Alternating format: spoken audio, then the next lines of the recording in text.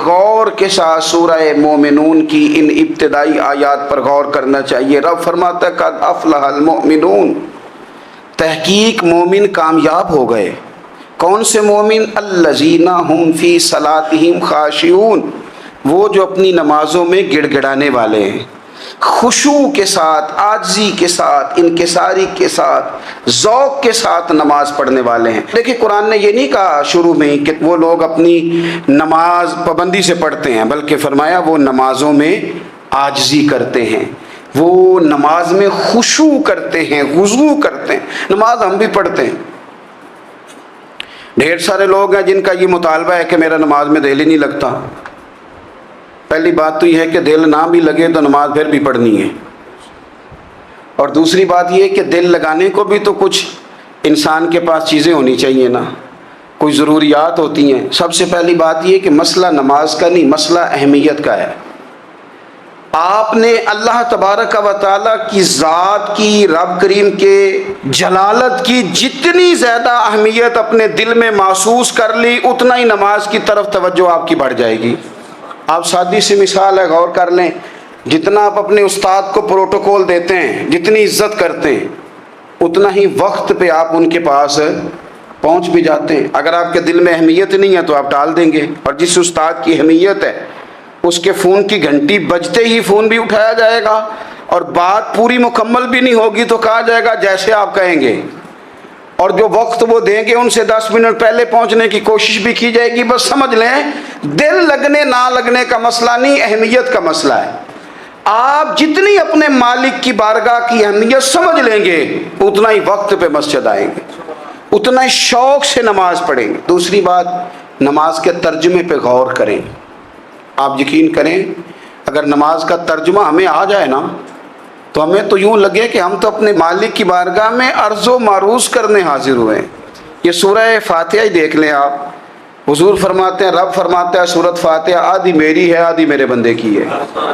جب اس نے کہا الحمدللہ رب العالمین الرحمن الرحیم مالک یوم الدین ایاک نعبد و ایاک نستعین، جب یہاں تک وہ لفظ کہتا ہے تو یہ حصہ میرا تھا، اس نے اپنے رب کی تعریف کی، اور جب کہا نا اس نے اہدنا الصراط المستقیم، اب بندے نے التجائیں شروع کر دی۔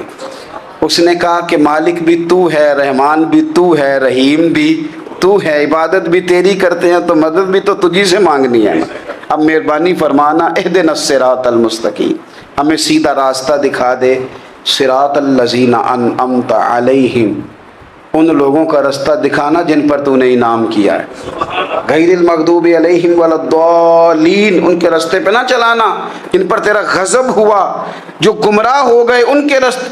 تو نماز میں جب ترجمے پر آپ کا غور ہوتا ہے تو آپ کا تو دل خود بخود لگ جاتا ہے، شوق بڑھ جاتا ہے آپ کا۔ تو اتنی چیزیں ہم زندگی میں یاد کرتے ہیں، تو اگر ترجمہ بھی نماز کا یاد کر لیں اور پھر شوق سے پڑھیں تو آپ یقین کریں طبیعت کھینچی چلی آئے گی۔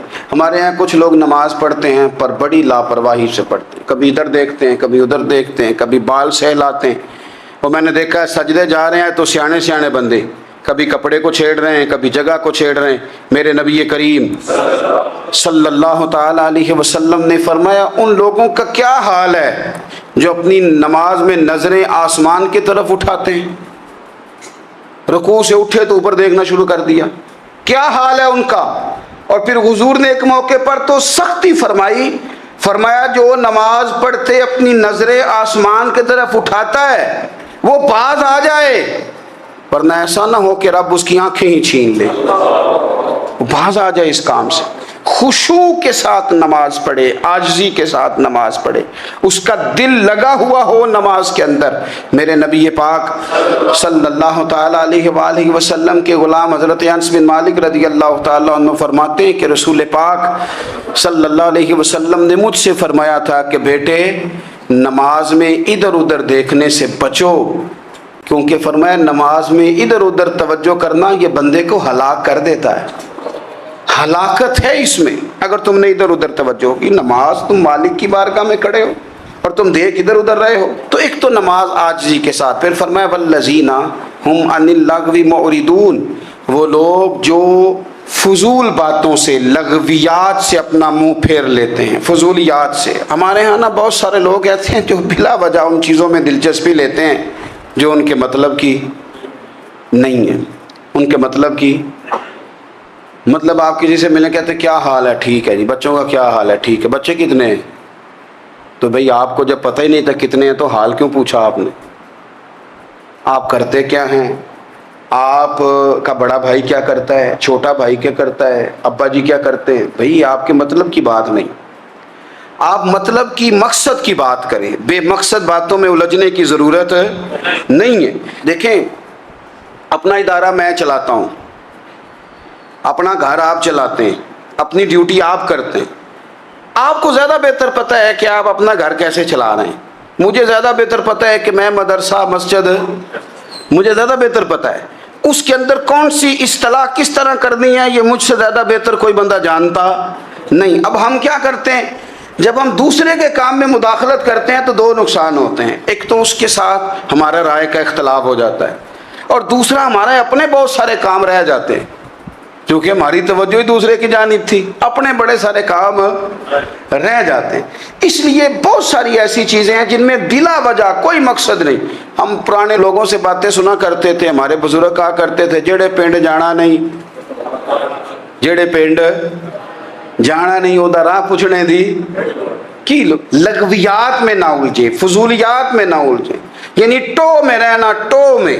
آپ یقین کریں میں نے پرسنلی طور پہ اس چیز کو محسوس کیا ہے کہ ہمارے بہت سارے اہم حقوق صرف اس لیے مس ہوتے ہیں کہ ہماری اپنے سے زیادہ توجہ سامنے والے پہ ہوتی، سامنے والے۔